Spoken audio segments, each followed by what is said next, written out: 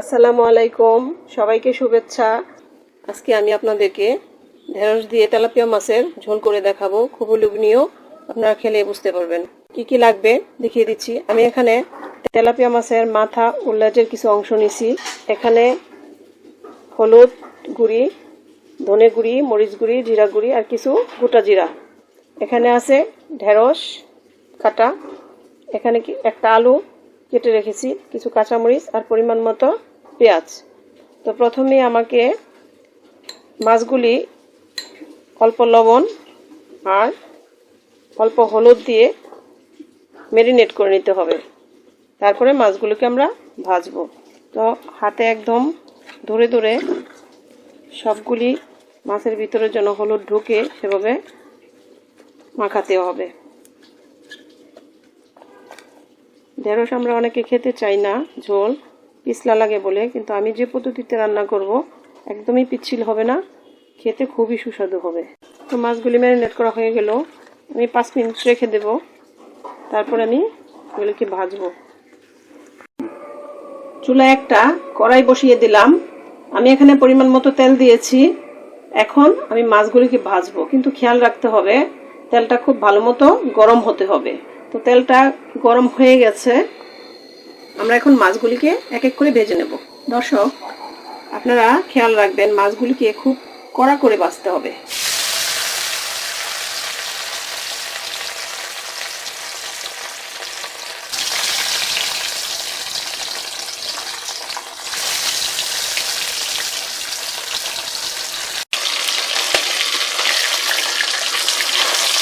মাছগুলিকে যদি আমরা খুব ভালো করে ভেজে নিই, তাহলে তরকারি রান্না করার পর যে একটা আস্তে গন্ধ থাকে সেটা হয় না। যেন মাছগুলিকে আমরা খুব ভালো করে ভেজে নেব।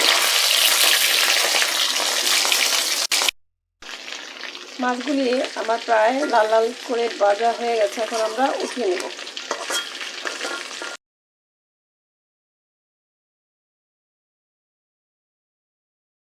এবার ওই একই তেলের মধ্যে আমি যে আলুগুলো কেটে রেখেছিলাম সেগুলো ভাজবো হালকা ব্রাউন করে।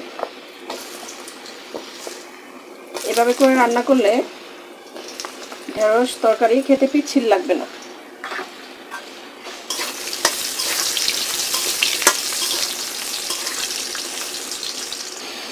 আলুগুলি ব্রাউন হয়ে গেছে, এখন আমরা উঠিয়ে নিচ্ছি।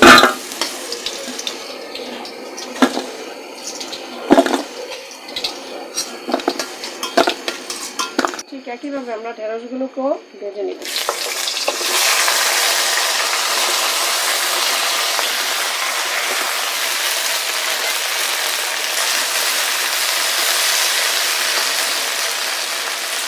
ঢেঁড়সগুলোকে আমরা কিছুক্ষণ ভেজে নিচ্ছি।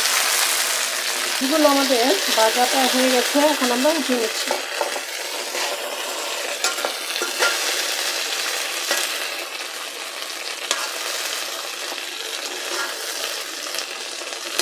দিচ্ছি অল্প তেল, দিচ্ছি আস্ত জিরে, দিচ্ছি কিছু পেঁয়াজ কুচি, দিচ্ছি পরিমাণ মতো লবণ,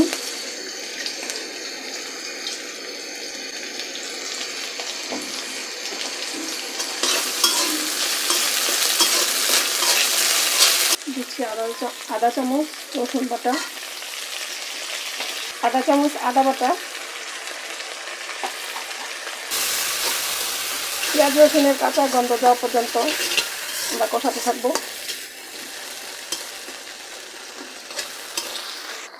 এখানে আমরা বাকি মশলাগুলি দিয়ে দিচ্ছি, মরিচ, হলুদ, ধনে, জিরে।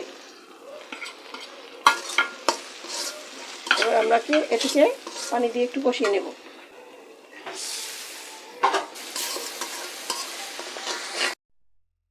এখন আমরা ভেজে রাখা আলু এবং ঢেঁড়সগুলো একই সাথে দিয়ে দেব।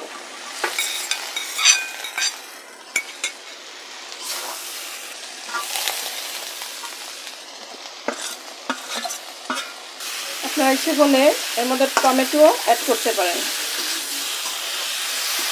দিচ্ছি একটু পানি, এখন ভালো করে কষিয়ে নেব।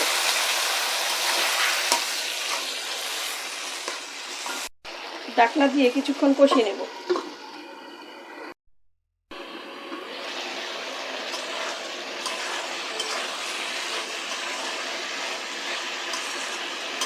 আমাদের কষানো প্রায় শেষ, এখন আমরা এটাকে জল দিয়ে দেব।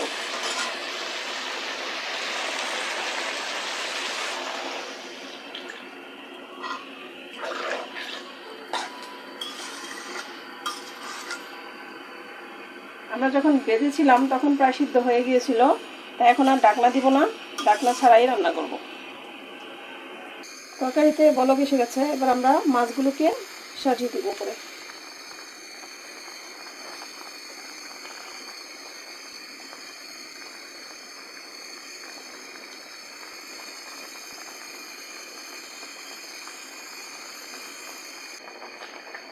দিচ্ছি 3-4টি কাঁচামরিচ ফালি। সবজি সেদ্ধ হয়ে গেছে খুব সুন্দরভাবে, দেখুন দর্শক। আমাদের তৈরি হয়ে গেল তেলাপিয়া মাছ দিয়ে ঢেঁড়স ঝোল রেসিপি। আপনারা প্লিজ ট্রাই করে দেখবেন। চুলাটা অফ করে দিলাম, এবার পরিবেশনের পালা। তো দর্শক, তৈরি হয়ে গেল তেলাপিয়া মাছ দিয়ে ঢেঁড়স রেসিপি। দেখুন কালারটা কত সুন্দর, খেতেও ভীষণ মজার। তো আপনারা ট্রাই করবেন। ঢেঁড়স খেতে যে পিচ্ছিল ভাব হয়, এটা খেতে একদমই সেরকম লাগবে না। তো আজকের মতো বিদায়, আমার জন্য দোয়া করবেন। আসসালামু আলাইকুম।